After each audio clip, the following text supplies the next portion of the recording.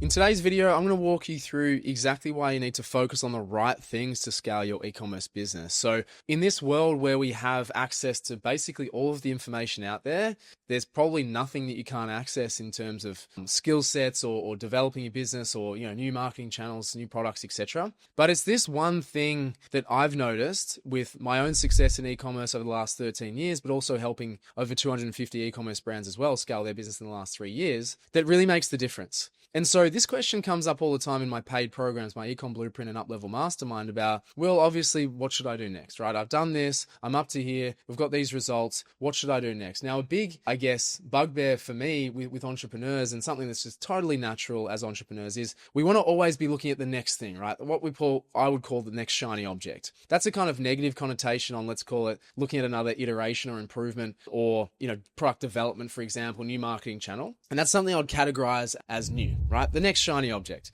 Where the advice that I actually come back and give to people is that instead of looking at the next new thing, look back and look at doing more of what's been working. Then once you've actually looked at doing more and used the strategy behind that, which I'll go through, look at then improving it. So something that's better in the same lane as what's currently been doing. Okay. So I'll use an example. We had a client on a call the other day and they were saying that, these meta ads have been working really well. Her messaging's been working really well. She sells bed sheets and basically it's a specific design that it has these cut corners that it makes it easy for people to put on their beds, right? It's a design that is handy for probably all people. But when we got down to her specific messaging, it was very useful and helpful for people with, say, ailments like arthritis, as a loose example. Okay. And so we helped her change her messaging through her advertising, especially her meta ads, to target those people. We use the language, not necessarily the targeting. Okay, that's a nuance with meta ads at the moment. And it was starting to generate relevant engaged traffic and starting to generate sales for her, which is a massive win. Fantastic.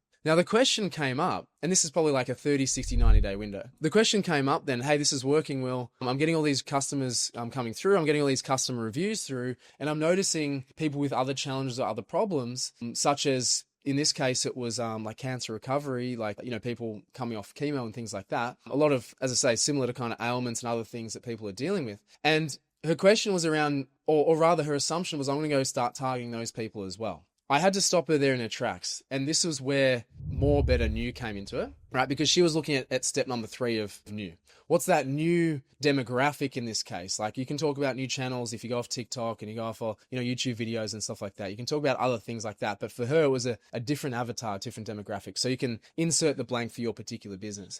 And I stopped her in her tracks and said, look, this new messaging has been working. It's only been going for that 30 to 60 days. That's kind of step number 1. You're only spending about $20, $30, $40 a day on Meta. There is no way that we have even scratched the surface of the type of demographic that you're going after, meaning the arthritis demographic. Not to say that there's even a limited supply of people in there. It's actually infinite and it's going to be ongoing. There's always going to be people who are suffering from these things that don't even realize it yet, right? So it's actually an infinite market that we can tap into. And so the advice around that was you have to do more of what you're currently doing. If people are coming to you for other needs, such as I say, the chemo recovery type demographic and what they're going through, that's fine. That's totally cool, right? Bring those people along and obviously, share your great product with them as well. But in terms of who we're for and who we're messaging to, we need to just go after more of the same people with those arthritic ailments. And this was, again, a bit of a light bulb moment for her, but something I've been through, multiple times myself, is to stick with the thing that's working really well, because that is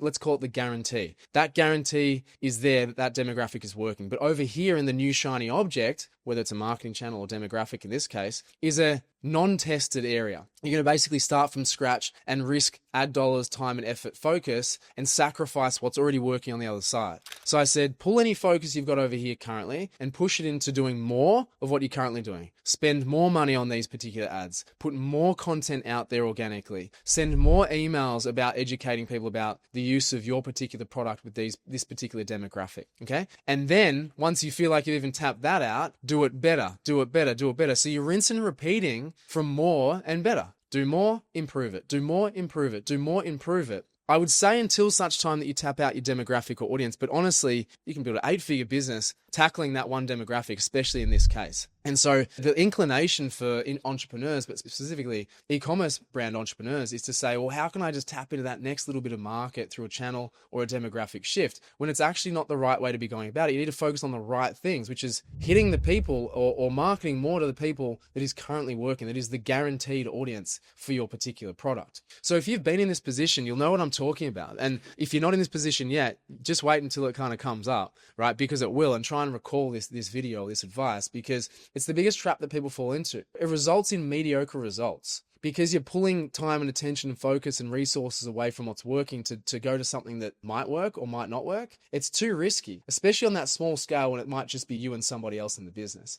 And so the point at which you go across to other marketing platforms or other demographics is honestly when you're beyond 50 to 100K per month. Like, that's just what my experience tells me. As I say, especially with this type of demographic and audience I'm talking about with this example, there is so much money to be made, so many sales to be made. There's so many people you can serve and help with your product that you don't need to go anywhere else for now. And the irony is that if you're focusing on this one niche, this one demographic, you will pull people up for the ride as well. And that's exactly what happened even in the earlier stages of this particular client. As I said before, the feedback she was getting, how this conversation initially started, was people were coming from other means and sources as well, and the product was useful for them as well. And that's cool. That's great. Let that happen. Let it ride on the coattails of you having that specific target audience. Okay. That person initially who write that review, or the couple of people, might have even been drawn in initially with their arthritic conditions, right? And they just happen to be recovering from chemo as well. We don't specifically know unless you speak to them personally. But my point being, focus on the more, and then the better, and then the new. In fact, you can almost disregard the new until you've got an actual team, but specifically until all of this stuff on here is automated, until it's taken care of, until you're ready to put some serious dollars and effort and time into the testing of the other side to prop up that other side of the business if needed. And sometimes businesses don't even need that. And so I would say stay in that lane, stay in the lane that's working with the guaranteed demographic and audience there, the things that are working, and just go, go, go, go. Boring is better. Repetitive is better, as long as it's obviously getting results and you're improving it upon time as well. So more, better, more, better, more, better. And then on the off chance, you're going to do new. Okay. So that was just something that I wanted to share with you. We'd been through this with a client, in the recent days, and I just wanted to share it with you guys because, as I say, it's one of the biggest mistakes I see entrepreneurs make in terms of then spreading themselves too thin with all these new amazing ideas that they think are going to work. But in hindsight, I've just taken them away from the main thing that's actually been working this entire time. Okay. So this is actually what you focus on to build $1 million e-commerce brand. Again, I've done it, I've seen it, and I continue to see it, where people who are focused, they stay in their lane, get the best results, they get the best amount of growth because they did that. And then they come back and look back in hindsight and say, I'm glad I did that. I'm glad I didn't distract myself over here, which felt good at the time in the moment, exploring my creativity and my entrepreneurial pursuits, but was detrimental to growing my business, which is what I say I want to do. Okay. Sometimes we just have to do the things we don't necessarily want to do to get the result that we do want to get. Okay. So I hope this was helpful insight for you. If it was, I'd love a like, love a subscribe, and sharing my journey and others' journey like this all the time. If you want to know more about how we help e-commerce businesses, you can click on the link below, check it out for yourself. But other than that, thanks for being here. Appreciate you watching, and I'll see you in the next one. See ya.